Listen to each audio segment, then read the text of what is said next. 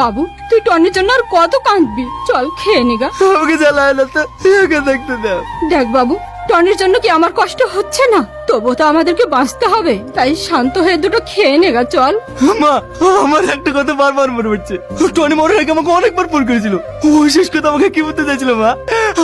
আমাকে জানতাম টনি। কি রে সামাদ, মন খারাপ কেন ভাই? আজকে বড় ম্যাচ আছে, হাই প্র্যাকটিস করি। লে ব্যাট ধর, আজকে আমি বল করব। টনি তুই বেঁচে আছিস ভাই? আমি কি তোকে ছাড়া থাকতে পারি? আমি সব সময় তোর পাশে থাকবো। আয়। Tony Tony Tony Tony.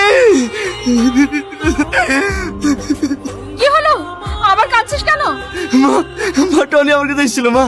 ও আমার সঙ্গে খেলা করতে চাইছিল মা। টনি আমার কাছে এসেছিল মা। এই বাবু তুই শান্ত হ, একটু শান্ত হ বাবু। এই দেখ টনির বোন এসছে, কি বলবে দেখ। মাহি কিছু বলবা? খালামা ঠিক আছে তো? হ্যাঁ আমার ঠিক আছে, ভাই তোমাকে এটা দিতে বলেছিল। আমি জানি তুই আমার উপর অনেক রেগে আছিস, আর রাগাটাও স্বাভাবিক, কারণ তুই আমার ভালো লেগে বলতে গিয়েছিলি, আর আমি তোকে চড় মেরেছিলাম। কিন্তু বিশ্বাস কর, তোকে চড় মেরে আমি খুব কষ্ট পেয়েছিলাম। আমার তোর উপর কোনো রাগ নেই। তোর মনে আছে মাকে আমি ডাক্তার দেখাতে কলকাতা নিয়ে গিয়েছিলাম? ওখানে একটা মেয়েকে আমি ভালোবেসে ফেলি, তার কারণে আমার মৃত্যু হয়েছে। মেয়েটার নাম সালমা।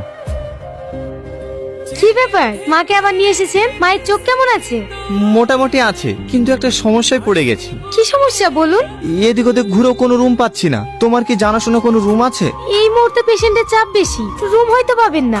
আমি কোয়ার্টারে থাকি, আপনাদের যদি সমস্যা না হয় তাহলে আমার রুমে গিয়ে থাকতে পারেন। না না, আমাদের কোনো অসুবিধা হবে না। তুমি যে আমাদেরকে থাকতে দিচ্ছ সেটাই আমাদের কাছে অনেক। মা, আমরা গ্রামের মানুষ, শুনেছি শহরের মানুষ নাকি কেউ কারোর উপকার করে না, কিন্তু আজ তোমাকে দেখে বুঝলাম সবাই সমান হয় না। আপনি আমার মায়ের মতো, মায়ের উপকার যদি না করতে পারি তাহলে কার করব? আমার ডিউটি শেষ হয়ে গেছে, চলেন আমার কোয়ার্টারে। ওর সঙ্গে ভালোবাসা হওয়ার পর আমি বাড়ি ফিরে আসি। তারপর হঠাৎ একদিন জানতে পারি সালমার বিয়ে হয়ে যাচ্ছে। খবরটা শুনে আমি ছুটে ছুটতে কলকাতায় যাই।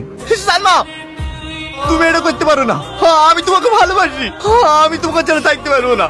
চলো, আমি তোমাকে নিয়ে যেতে এসেছি। এই তুই কে রে? আমাদের বিয়ে ভাঙতে এসেছিস? আমি বিয়ে ভাঙতে আসিনি, আমি সালমাকে ভালোবাসি, তাই ওকে আমি নিয়ে যেতে এসেছি। কে তুমি? বারবার একই কথা বলছো, আমি তোমাকে চিনি না। আমি একজন নার্স, প্রত্যেকটা পেশেন্টকে সেবা যত্ন করাই আমার কাজ। তোমার কোথাও ভুল হচ্ছে, এগুলো করেছি বলে তুমি এটাকে ভালোবাসা ভেবে ফেলেছো? এটা যদি ভালোবাসা না হয় তাহলে পৃথিবীর কোনো ভালোবাসা সত্যি না। তুমি একটা বেঈমান, তুমি জীবনেও শুয়েতে পারবে না। এই ছোট লোকের বাচ্চা, তুই আমার হবু বউকে বেঈমান বললি? দাও, ওর মেন্টালি প্রবলেম আছে, ওর গায়ে কেউ হাত দেবে না। ওকে এখান থেকে বের করে দাও। এই একে নিয়ে যা, ভালো করে ট্রিটমেন্টটা করে দিবি। আমি সত্যি বলছি ভাই, আমি সালমাকে অনেক ভালোবাসতাম। তুই সালমার জন্য আমি মরতে বাধ্য হয়েছি। আর তোর কাছে আমার একটাই অনুরোধ ভাই, আমার অন্ধকার বোনের খেয়াল রাখ।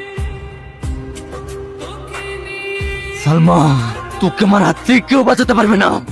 বলছি আপনাদের এখানে সালমা বলে একটা মেয়ে কাজ করে, মেয়েটা এসছে? ও, সালমা ম্যাডামের কথা বলছেন? উনি তো 4 দিন হলো নার্সিং হোমে আসেনি।